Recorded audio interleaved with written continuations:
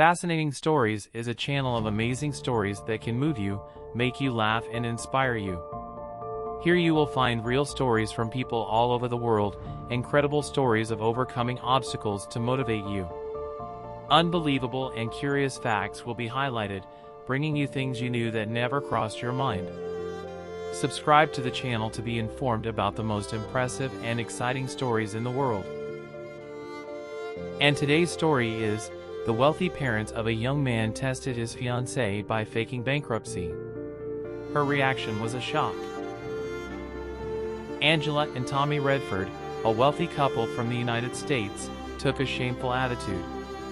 To test the modest bride's real interest in her son, they dressed like people.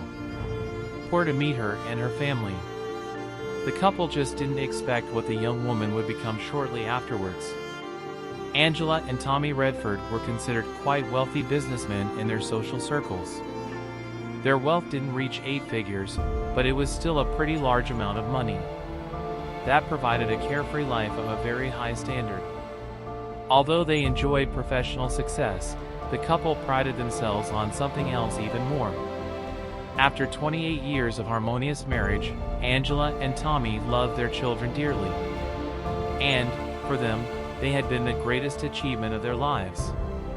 The two actively participated in raising their children and never failed to be present. Enzo and Arthur had grown up to be tall, intelligent young men who inherited them best traits of parents. But while they were very similar physically, their personalities turned out to be becoming completely different over time. Enzo was prudent and insightful, striving to be like his parents in everything he did. He had been preparing his whole life to take over his father's business in the future. Arthur was the opposite. He had more original views and always sought to maintain the integrity of his thinking. Independent, without following anyone's booklet. A complete proof of this difference in personality between the two happened 3 years ago, when Enzo ended up marrying the woman his parents chose for him. Angela and Tommy didn't force their son into anything, but knowing the girl's sophisticated background, they gave a little push for the two to get to know each other and encouraged the relationship. In addition, the marriage ended up strengthening Tommy's business, which gained his new clients, the companies of Enzo's bride's parents. The father's pride was sky high. He had not only secured a marriage to a young woman, decent and a good rearing for the son, as he too had just become one step older, close to 8 digits on the bank account. But to the Redfords' disappointment, Arthur refused to follow his brother's lead. Older and didn't let his parents tell him who he would have to fall in love with. Even turn your love life into a business strategy. After all, it went against his convictions. The situation became even more delicate when Arthur announced to his family that he intended to marrying a woman who had recently graduated in business and was still looking for your way in the tough world of business. But the worst part for Mr. and Mrs. Redford is that the young woman came from a simple family of rural Oklahoma. To seal their commitment, Arthur invited his parents to a dinner in the presence of his bride's parents in a city restaurant. Angela had serious concerns about the humble background of Arthur's parents-in-law. For her, they were simple people from the countryside. Angela was a woman of fine and refined tastes. She was not used to socializing with people, humbler people who did not follow her standard of living. Angela thought that Arthur's choice was a betrayal, as if her son had stabbed her by back. She didn't even try to get to know the girl better, but she had no doubt that the girl didn't love the boy. For her, the young woman only had her eye on Arthur's money and her share in the company of father. Angela discussed her concerns with Tommy, and the couple decided that if they wanted to even stop the youngest son from doing something silly, they would have to come up with something extraordinary and shocking for that barbarity not to happen. While his parents plotted, Arthur continued happily planning his father's celebration dinner engagement that should present his family to the parents of Eliana, his bride. He met Eliana during graduate school. Her parents were actually Oklahoma farmers. However, Lincoln and Teresa Jones were neither ignorant nor uncomfortable, or lower when they lived with the future son-in-law, who they knew was family. Rich. So when Arthur invited Eliana's parents to dinner, they accepted the invitation, with great joy to be included in the social event. Just as Arthur was polite and kind, they imagined that his parents were also reasonable people and good-natured. The problem is that Angela and Tommy were so determined to separate Arthur from the parents' daughter. Farmers who, in order to succeed in their mission, the Redfords even agreed to step down from the pedestal in which they were placed. Tommy's idea was simple. They would come to dinner dressed in simpler clothes than they usually wore, would use for such an occasion, and would even make light comments about the situation, family's financial situation, implying that his fortune had its days numbered. Like this could test the true intentions of that simple family of freeloaders. The idea seemed absurd to Angela, who at first refused to wear lesser clothes in a public space. But when she imagined that the plan could work, she decided to accept her husband's proposal. It would be a very small sacrifice to make for the Redford name and morals. What the two could not foresee is that all this bad taste pretense would end if coming true shortly afterwards, like a prophecy. On the night of the dinner, Lincoln and Teresa Jones arrived at the restaurant promptly on time. Marked. When they arrived at the table, Arthur and Eliana were already sitting down drinking a glass of wine. Now only the groom's parents were missing. Time passed, but the Redfords did not arrive. The four at the restaurant table had already opened the second bottle of wine. Arthur checked the time on his phone every 5 minutes. The messages he had sent his mother had gone unanswered. Arthur was getting worried and was beginning to think that his parents would let him down, making this slight with their future in-laws. Almost 45 minutes after the scheduled time, Angela and Tommy Redford came down the hall. Very different from what the son expected to see. Arthur figured those two would try to impress their in-laws with their best clothes and jewelry, but what he was seeing was the exact opposite. Angela was wearing flat sandals, an old one and an ordinary purse, without any designer identification. Tommy, on the other hand, had traded his Italian-cut suit for a much simpler model. He wasn't wearing a tie, and he'd changed out of his slacks for faded jeans. They weren't badly dressed, but they didn't even come close to the image of the high society couple they liked to show off. "Sorry, son. We had to walk," said Tommy, pretending to be as casual as possible. "But what are you talking about? Walking? Just get in the car and come here," said Arthur to his parents. "The car is not good, son." "You know," Angela said. The two then sat down and dinner began. Tommy never once asked what the Jones family liked to do or with them, who worked, and he used any opportunity to mention how complicated the situation was in his company. "I don't know how long we are going to endure this situation. The company's accounts do not close." "Months ago," said Mr. Tommy. All through dinner the Redfords talked only about themselves and complained about how business. They didn't go well. Arthur tensed and became confused. At a certain point in the conversation, the young man apologized for the content of the subject, but his parents, they seemed too preoccupied to notice. "Imagine if we lost everything? We'll just have to settle for living in Oklahoma as your new neighbors," said Mr. Tommy, laughing. Although he expected his parents to put on a little show, Arthur didn't know they would. At that point in the relatives, as the night progressed, it became clear that the Jones and Redford families had nothing in common. Eliana's parents had information and expectations that did not match very well with the couple who was having dinner with them. It was clear to Lincoln and Teresa that this couple was playing a role. In any case, in the eyes of the Joneses, the Redfords were doing unnecessary work. while they themselves were being as sincere as possible on such a special occasion. Out of respect for their future son-in-law, Lincoln and Teresa resolved to treat Arthur's parents with understanding and respect until the end. Before parting, Lincoln shook hands with Mr. Tommy, wished he could recover, and handed him his card, saying that I could count on him if I needed anything. Tommy put the card in his pocket without looking and replied, "Thank you, Mr. Jones. But my problem is in the 7 digits." When they returned home, Arthur had a serious talk with his parents. The son asked if the parents were sick or had just agreed that it was best to do was embarrass himself in front of his bride. Angela stripped off her dress aggressively and tossed her unmarked bag in the trash. Tommy looked at himself in the mirror and took a deep breath, not believing he had done that. "Listen to your parents, son. Don't do a stupid thing like that," said the mother. "If you keep dating this girl, your father's company will have to be managed. Only for Enzo, her brother. And you know that's exactly what he wants." Tommy joined his wife in saying that his fiancée, and probably her parents too, they were social climbers. "They think they will gain a lot from this marriage, but it is my duty to protect ours patrimony.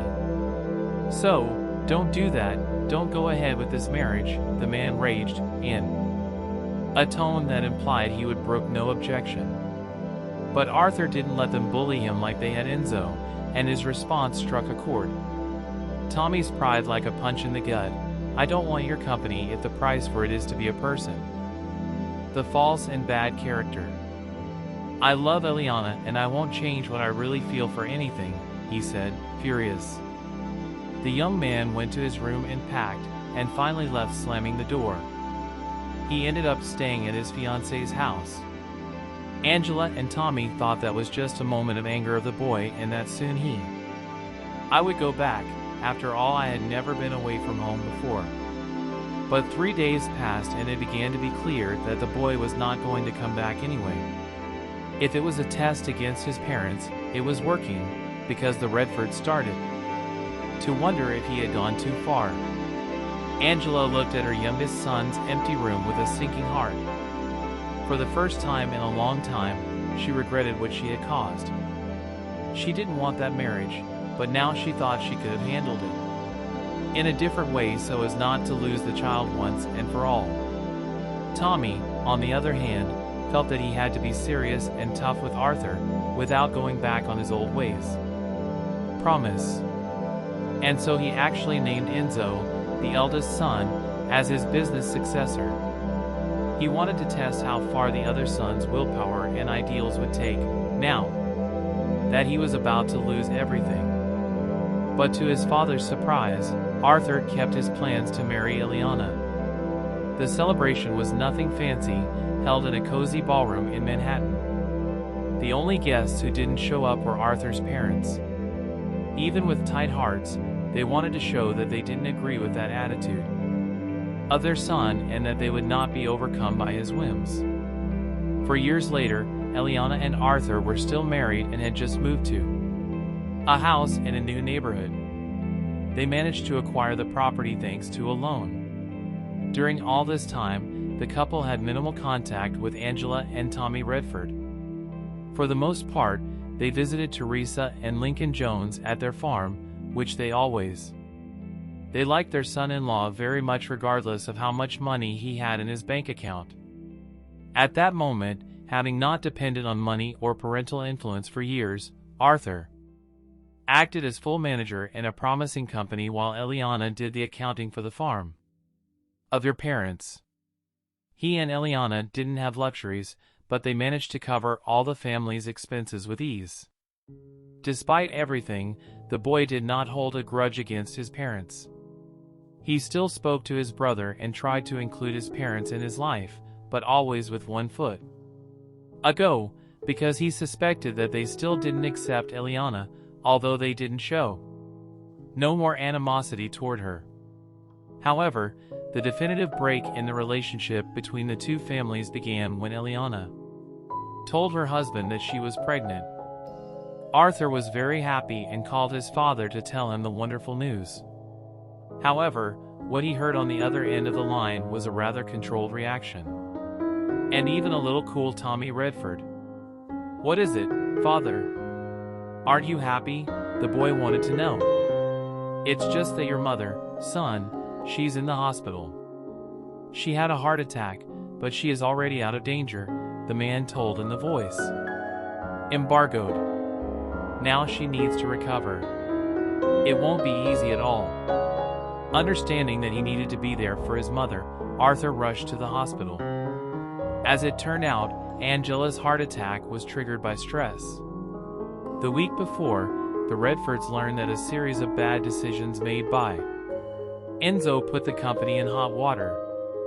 Not only had it lost a lot of capital and was in debt to suppliers, but was in the crosshairs of an investigation by the U.S. Internal Revenue Service.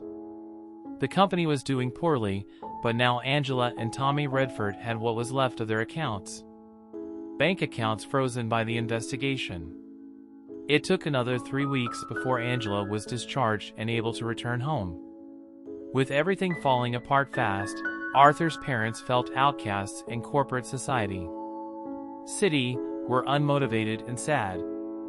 Just when things seemed like they couldn't get any worse, fate decided to complicate things a bit. More the situation. On a seemingly normal day, a heavy blow came when the phone rang. It was for Elena.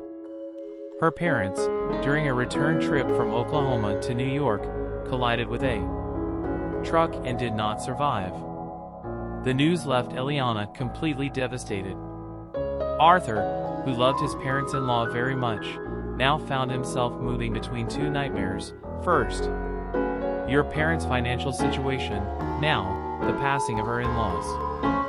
The first few weeks after the Joneses' death were tough for Eliana. She locked herself in her room and barely remembered that she was pregnant. Arthur stayed by her side the entire time, and just 2 months later the young woman had a headache. To receive the family lawyer for the first time. The lawyer had tried to contact him multiple times, as everything the Joneses owned needed to be transferred directly to Eliana, his only child. Suddenly, the young woman who always had her feet on the ground became the owner of a reasonable farm and a savings account with over $800,000 in it, accumulated over the course of years of discipline by Teresa and Lincoln Jones, who never spent their money on luxuries and extravagances. When Tommy and Angela Redford learned of their daughter-in-law's inheritance, their jaws dropped. How did that family that looked so simple have so much money saved? At the same time, Enzo, Arthur's older brother, was removed from the company's command, and the vacancy was offered to the younger brother. With this strategy, the Redfords tried not only to make their son assume and give a new direction to the business, but mainly that he convince his wife to use the inheritance that had fallen into her lap to save the family business. By that time, Mr. and Mrs. Redford had been forced to sell the huge house. They had to stop the interest on the debt that did not stop growing, which was a blow on their self-esteem. Arthur understood his parents' suffering, but explained that he couldn't do anything at that time. If he took over the company, it would only be to put out small management fires, since he would not be able to invest in the company. But how not? Now you are rich. Richer than us, my son, said the father. You are mistaken, father. The inheritance belongs to Eliana. Still, that night at home, Arthur explained the situation to Eliana without pressuring her. The young woman said that she needed some time to think and decide on what to do with her heritage. Curious as things are, love. Your parents now need the money made on an Oklahoma farm, she said, with irony. Weeks passed without any response from Eliana. Debts were piling up and the liquidity of the business was going through the roof. Mr. Tommy called his son and said that Angela was on the verge of another heart attack. He asked what Eliana was doing, when she was going to deposit the necessary amount. Arthur just fell silent. The truth is that he had already given up hope about his wife's health. The young man knew that she had no obligation to help, mainly because of the way, always arrogant, how her parents treated her and her family. But one hot afternoon, the Redfords' lawyer called to say that the couple had been saved. The company board had received a reasonable proposal, so Tommy and Angela needed to go to the office to conclude the negotiation. Upon hanging up, Mr. Tommy and Mrs. Angela even cried with joy. They were anxious and relieved at the same time, so they popped a bottle of champagne, like they won the lottery. Upon entering the legal department the next day, Tommy and Angela found Arthur and Eliana there. They thought they had understood everything. Eliana had finally agreed to help her in-laws, lending the value that would take them out of rock bottom. Then they thanked the woman and hugged her, as they had never done before. "Well, now please excuse us because we need to restart business," he said. Mr. Tommy chest puffed out. "Not quite, sir," said the lawyer. Tommy was confused. The lawyer then explained that Eliana Jones had not made any loan to the company and, yes, proposed buying 90% of the shares, which were down because of the bad moment, which would make her the new owner of the business. But of course, that's if the Lord is willing to sell most of his shares to save the company, concluded the lawyer. Mr. Tommy was paralyzed and pale for a few seconds. The fact is that the proposal would make his and Mrs. Angela were paid off, but there wouldn't be enough money left to have a luxurious life. Furthermore, even if the company prospered again in the future, 90% of all profits would be by Eliana Jones. Even Enzo, the eldest son, had already sold part of it to Eliana. Tommy and Angela's minds were in a whirl within minutes. Mr. Tommy needed to sit down and drink water. Now they bitterly regretted how they had judged and belittled their daughter-in-law and her parents, pushing away the people they should have kept close. However, there was nothing to do but accept. Deep down, Mr. and Mrs. Redford knew they still needed to be grateful to Eliana, since someone else would give them and that family business another chance to breathe. With this outcome, the couple would not experience difficulties for the rest of their lives, but they were far from fortune. 8 figures they dreamed of. In turn, Eliana could now put into practice everything she learned in college to rebuild the company alongside Arthur. And who knows, maybe pass it on to your children one day. If you like the story, please leave a like, and this other video that is appearing on the screen now will probably move you too. Good session, and until the next video.